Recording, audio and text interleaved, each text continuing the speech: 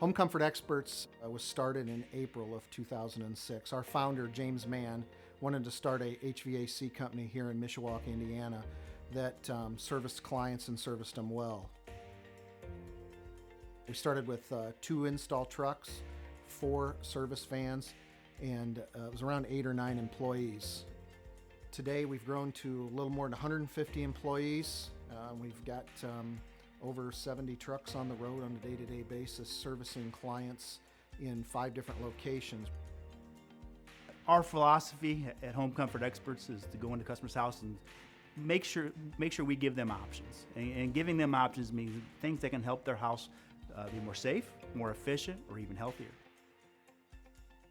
The people that we bring into our facility, we hire for attitude and train for skill. We try to find the best quality individuals to come in to work for us, and we train them to be HVAC, plumbing, electrical technicians. Turnpoint was a company that we felt matched our goals and what we were looking to accomplish here at Home Comfort Experts.